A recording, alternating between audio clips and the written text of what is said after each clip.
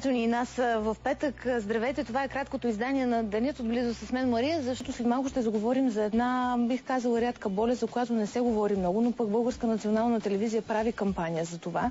И по-скоро тя е за съпричастност към болните от хемофилия. Сега ще разберете какво точно представлява тази болест и после ще си говорим повече за кампанията. Виктор Паскалев е при нас. Здравейте. Здравейте. Ще си говорим наистина за така нещо, което не се говори много, не е много популярно. Да. Чухме основните неща около хемофилията. Хемофилията е рядко заболяване, при което кръвта на пациента не се съсирва поради липса на един от факторите, един ензим. БНТ е медиен партньор в една кампания заедно с вас. Защо я правите и какво искате да кажете всъщност на хората? Проблем ли има с осигуряването на лекарства, кръвна плазма? Значи не е с кръвна плазма лечението. Лечението се извършва с високопочистени препарати. Това, което искаме да кажем и на хората, и не само на широката общественост и на институциите, че тези хора могат да живеят при едно правилно лечение, могат да живеят както всички други хора.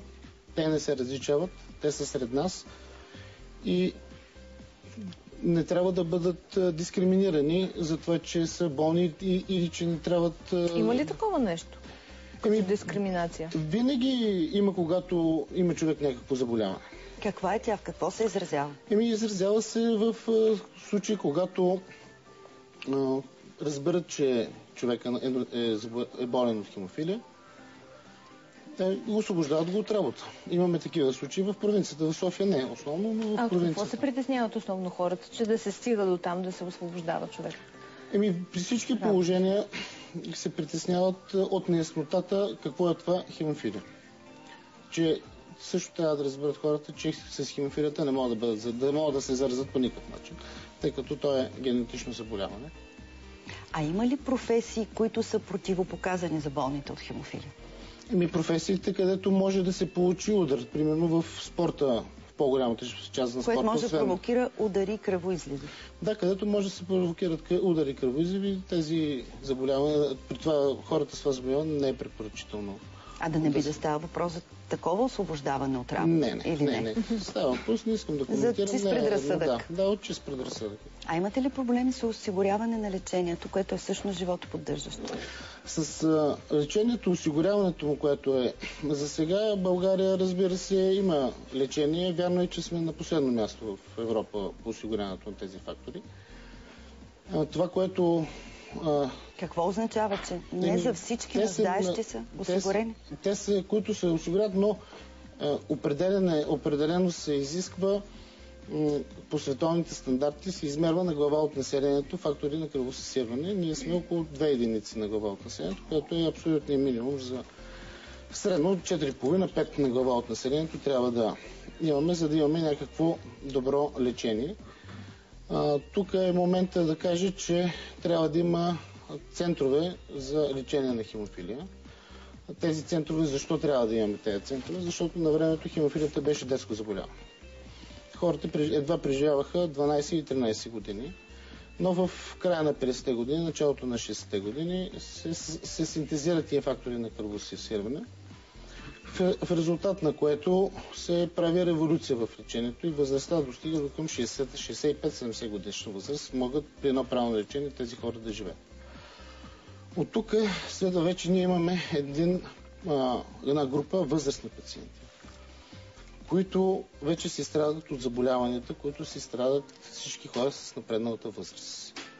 И лекарите, които лекуват тези заболявания, вече не са готови да лекуват тези заболявания при съпътстваща диагноза хемофилия. А имате ли разбиране за такива центрове? Да, значи с началото на в края на миналата година се извърши промяна в наредба 40, където диспансерното наблюдение на тези пациенти се прехвърли от доболничната, където нямаше абсолютно подготвени специалисти, тъй като специалистите са много малко подготвени да лекуват. Те са обикновено в болничните заведения. Се прехвърли да се лекуват, да може да се лекуват в болнични заведения. Значи има ли тези центрове? Значи те почват да се структурират по един или друг начин.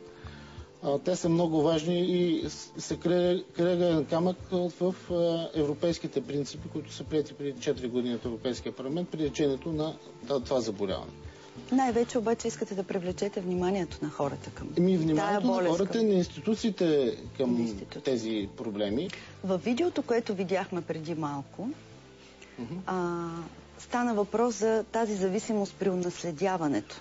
Когато имаме жена, носител, мъж, редно ли е хората да мислят за това, когато сключват брак с партньора си? Може ли да се профилактира заболяването? Това на мен ми беше много любопитно, когато подготвях този материал. Може да се профилактира с пренатална диагностика при бременните. Не, иначе да се установи дали го има това сключването на брак. Трябва ли хората да мислят за това и да се изследват? Това е много личен въпрос, за да може да се даде окончателен някакъв всеобщ отговор за този все пак да знаят, че има риск те да създадат потомство с такава болест, да го знаят предварително и да имат правото на избор. Това са много лични отношения. Дали един партньор ще каже на другия партньор дали има не може ли да се направи генетично изследване, да се видят хромозомите и носителството? Да, но не можем да правим на всеки, който българин да го правим генетично. Да, че в една пренатална диагностика може да се хване едно такова заболяване, така ли? Има един друг такъв проблем при всички генетични заболявания. Когато се направи генетично изследване, то ще бъде не само за хемофилия. То ще бъде, че съответният индивид, било от мъжки или от женски пол, носи някакви други заболявания. Има предпоставки към определени заболявания. И е сложен въпросът дали самия индивид ще може, самия човек, който дали ще може да поеме тази информация. Тук вече има и доста Примерно, вие решите да си изследвате и установите, че след еди колко си години може да развиете онкологично заболяване или диабет.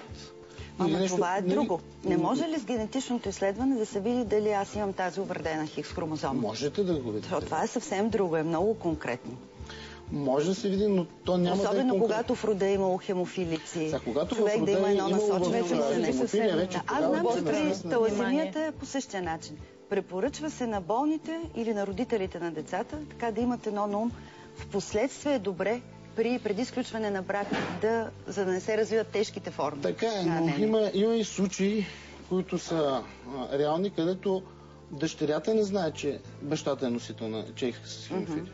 Разбирате ли колко е сложен? Вие за това казвате, че е деликатен въпросът в повечето случаи. Да. Но ако някой пожелае, може да се направи винаги може да се направи такова изследване. Да го консултирате. Да попитам. Аз преди години имах една среща с хора болни от хемофилия и те споделиха, че при тях съществува проблема, специално хората, които са от провинцията, да си доставят медикаменти. Тоест много труден и бавен е целият път на тези медикаменти да стигнат до хората. Да, това е другия проблем, който водиме разговори с Касата.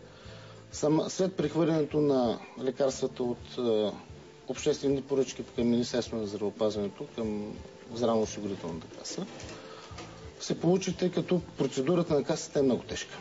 Много е тежка с тези протоколи, особено хората от провинцията. Става едно голямо разкарване. А това са ни около 700 души, които ги знаят и те няма как да се излекуват от тази болест. Но има един друг такъв момент, че едва половината от тях, малко повече от половината, са обхванати от мрежата на здравната каса. Другите не са обхванати, тъй като те са с лека или средно тежка форма на хемофилия, където действително не е оправдано при тях да имат лекарства в къщи, защото може в рамките на периода, на който е годно с лекарството, да не го използват въобще. Затова тук е много важно и се връщам обратно на термина за центровете, където всеки един хемофилик ще може да отиде при необходимост в този център и да му бъдат направени съответните, да му бъдат приети съответните препарати и да получи съответната компетентна помощ. Вие страдате ли от хемофилия? Не, сина ми страда от хемофилия. Как децата ги обгрижват в детски градини, в училища децата хемофилици?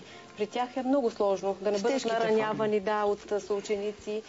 Родителите ли се грижат повече или има специални консултанти, които помагат? Консултанти няма. Специално всичко... Психолозите в училищата все още не са подготвени да работят с тази група от деца. При децата, слава Богу, в последните години успяхме при затежките форми да осигуриме профилактика, което решава в много голяма степен този въпрос за ударите и за адаптацията на децата в училище. При една добра профилактична схема, ако има достатъчни препарати, хемофилиците са някъде около 100% социално адаптируеми и около 90% физически могат да бъдат адаптирани в обществото. Тия препарати, всъщност тези фактори, при удар предотвратяват кръвоизливите. Те спират кръвоизлива. Значи при удара той се е получил кръвоизлива вече, те спират кръвоизлива, а при тежките форми те се правят на определен период от време, където се държи по-високо ниво на този фактор в кръвта, след което самите при случай на удари или на нещо друго, това нещо ще елиминира нещата и ще ги намали по. Благодарим ви много, наистина. Трябва да се говори повече, за да има и повече информация и хората да знаят как могат да реагират при такива случаи в семейството и примерно при близък или човек, с който работят. Затова и кампанията на Българска национална телевизия заедно с вас за съпричастност на хората болни от хемофилия. Истински обичам футбола, но рядко си позволявам да ритам с приятели, тъй като трябва много да се пазя. Защото имам хемофилия, заболяване, за което вие вероятно не знаете много. Но за мен и за още 600 души той е неразделна част от живота ни и означава ежедневна борба. Приятно да се запознаем, казвам се Димитър и съм 14 години. Ако се лекува правилно, Димитър може да живее като всички момчета на неговата възраст. Нека не го оставяме сам.